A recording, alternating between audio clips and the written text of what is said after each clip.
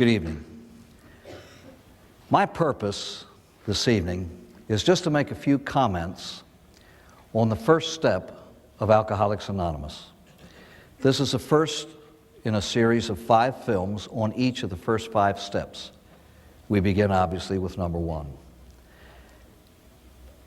I think it is true to say that the thing that is hardest to grasp is the obvious. As somebody once said, I can't see the woods because the trees are in the way. And so often that happens to us, to everybody. We fail to grasp the obvious. You see written up here the words of the very first step of Alcoholics Anonymous. We admitted we were powerless over alcohol, that our lives had become unmanageable. No one who has a drinking problem is about to take on himself a regime of life that forbids the use of alcohol until and unless he admits that continuing to drink it will kill him. And so we come to the first step. And as someone once said, in commenting on the obvious, the longest journey begins with the first step. And usually the first step is the hardest, the most difficult. It's like the first step of a ladder. It's the highest and the widest, but it's the strongest. And somebody once said, and I agree with this, the depth and the seriousness with which you will work the rest of this program depends directly on the depth and the seriousness with which you accept this. This is not just a step you take and then you go on from there. This is an admission of one's condition. It's not just an intellectual thing after you hear a whole lot of facts and you get a whole lot of intellectual data from lectures and films and meetings and groups and individual therapy and everything. You can come to the conclusion intellectually, well, yes, I guess I'm an alcoholic. This step is down here. I am an alcoholic. And it only comes when we have a lovely meeting of these ingredients: honesty, open-mindedness, and willingness. And so this is the how of recovery. How do I get well? How do I get rid of this hell that I'm in? How do I get out of the pit that I find myself at the bottom of? How? Through a basic honesty, open-mindedness, and willingness. And if you have those ingredients, you can indeed get well. And it begins here. It begins here.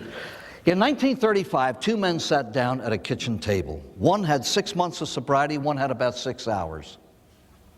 They were perfectly intelligent men. They were not screwballs, they were not fanatics. One was a stockbroker, one was a physician, a surgeon. They had tried everything to get out of the hell that they were in. One man gained his 6 months of sobriety by trying to help other people get sober. He hadn't helped anyone, but he had helped himself by trying to help the others. He found out that the technique he was using to help them wasn't working simply because it wasn't valid. It wasn't valid because it wasn't working. He was trying to hammer nails with milk bottles, and the milk bottles kept breaking. You can only hammer nails when you have a hammer. And he was searching for the hammer, and he couldn't put a handle on it. You know what he was using to help them? He said, get right with God, and your drinking problem you'll be able to handle. He didn't know that you had to get rid of the drinking problem in order to get right with God. So like so many things in AA, he learned through trial and error. His doctor, Dr. Silkworth, told him, the next alcoholic you talk to, why don't you use a scientific approach? Maybe something's wrong with us alcoholics. Our bodies can't handle alcohol normally. And that was the approach that he used to this scientific man, this physician, and it made sense. Have you tried this? Yes. Have you tried that? Yes. Have you tried the other thing? Yes. You're still drinking? Yes. Maybe something's wrong with us. In desperation, they were seeking an answer to that which was killing them. They were not theoricians. They didn't have any theories about how to get well. They just wanted to survive. And so they figured this: let's just wipe the slate clean. They got rid of everything they had been trying before. They tried to wipe their minds clean so that they began now, at this point when they had met each other, with the mind being as Plato used to say, the human mind at birth is a tabula rasa, a clean slate on which experience and life does the writing. And this is the way they started. We had better admit that we cannot handle this problem.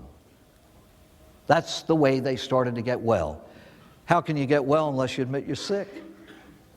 And that's what they did. They surrendered to a fact that no addict, whether it's addiction to alcohol or any other chemical, wants to admit, and that is that he or she is powerless over anything. But they had to come to that point if they wanted to survive. They were too close to death. They were too close to death. I think Bill Wilson realized at that moment of his life he had another drunk left. He just didn't know if he had another survival left, and he wanted to survive. And so he admitted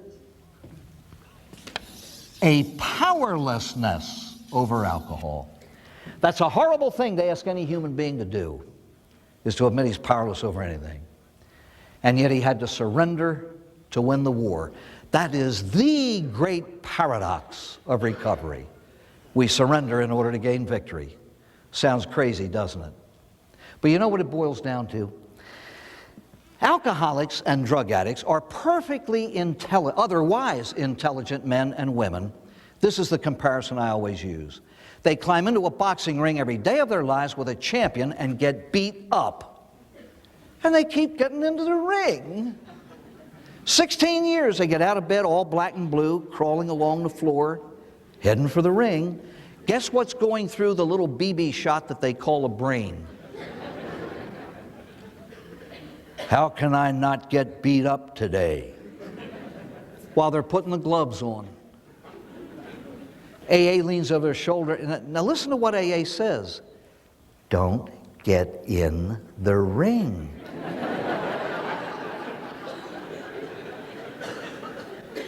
If you don't fight, you don't get beat. AA says if you don't take a drink, you can't get drunk. The obvious. Why didn't I think of that? Begins here. If I can't win, what sense does it make to fight? And so step one is an acknowledgement of one's condition. And in my opinion, it is something that you keep inside your heart as well as your mind. You keep it inside your heart as you would keep a sobriety token in your pocket. You finger it often, and you finger with the fingers of your heart and your mind and your soul this thought here: I am powerless over alcohol. It's a deepening of a conviction. And the deeper that conviction is in your soul, the more seriously will you work the other 11 steps of the AA program. This is the first step in the ladder out of the pit of alcoholism or drug addiction. Give in or cave in. It's one or the other. Now, how do I come to this admission? Through honesty.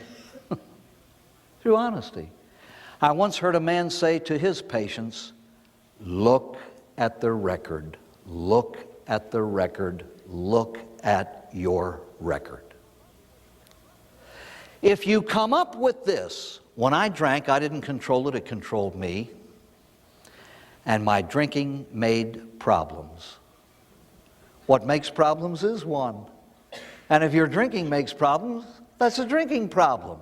I don't care what you call it, as long as you realize if this thing that I am doing is making trouble, it is. That is so self-evident, nobody can prove it. You either see it or you don't. You either see it or you don't. I always use this. Let's just answer a few simple questions. Have you ever in your life, drunk more than you determined you were going to drink? I'm not talking about the fellow who every Friday gets his paycheck cashed at the local tavern, drinks 2 beers. Every now and then an old friend shows up and he drinks 4. I'm not talking about that. I'm asking you if you have ever drunk more than you determined you were going to drink. I know, honey, I made a jackass of myself at the last party. I swear on my sainted mother's grave, no more than 3, and you drink 23. Have you ever in your entire life drunk more than you determined you were going to drink? Have you ever promised yourself not to drink more than a certain amount and gone beyond it? If your answer is yes once, you're probably an alcoholic, and if it's twice, sign up. Answer this one, it's easy. Have you ever lied about your drinking? Yes or no? Quit piddling around, yes or no? If your answer is yes, you're in. I use one question to diagnose the disease. Look at the behavior you're considering and answer this question. Do normal drinkers do this? Question, do normal drinkers lie about their drinking? Answer, they have absolutely no reason to. How many of you got here for good behavior? God. How many of you made it here for being wife of the year? Oh, honey, there's no one on earth like you. You're the perfect wife. Let's get you into treatment. Honestly, do you see what I'm doing? I am kicking the daylights out of the obvious. Did you ever hide a bottle? Normal people don't do that. Did you ever hide one from yourself? Did you ever find it after you're sober 6 years? What good is it then? I'm kicking the daylights out of the obvious. Now watch this. Hey, don't tell me why my life was unmanageable. I haven't lost a family, I haven't lost a wife, I haven't lost a job, I still have 2 cars in the house. What he's not considering is you haven't lost them yet. If there are any of you in this room who have a litany of the nevers, somebody once said, keep drinking, all those good things will happen to you. But you don't have to, you've already proven to yourself hundreds of times the facts. Your drinking is causing trouble in your life. Yes, you still have your wife, but your marriage is dangling by a thread. One time a friend of mine had a patient walk into him and he said, I don't belong here. I've been here for a week, I've listened to everything you have to offer. I just don't think I belong here. And he went through this whole litany of nevers that everybody else is talking about. And when he finished, the boss of the place said, you've just told me all the things that alcohol has not done to you. Let's not talk about them. Let's talk about what it has done. It's brought you here, didn't it? And then he took off from there. Unmanageable. The noblest faculty the human animal has is his mind. It's what makes him godlike. Alcohol occupies 90% of the active drinker's waking thought. Alcohol or drugs controlled the people you associated with and those you stayed away from. Alcohol and drugs determined the places you went and the places you avoided. Alcohol determined the very restaurants you went into and those you stayed away from. Life manageable? Let's be open-minded to truth and willing to do something about it. My friends, alcoholism and drug addiction are terminal illnesses. Doesn't it make sense for a normal human being who has it pointed out to him, there are certain signs, why don't you check them out? Doesn't it make sense to check them out? When you discuss what we've just gone over afterwards, bring some honesty and open-mindedness to the discussion and bring a little willingness to do what needs to be done. Remember, if the alcoholic doesn't stop the drinking will ultimately stop him. And for your sakes, I hope you stop the drinking first. Thank you.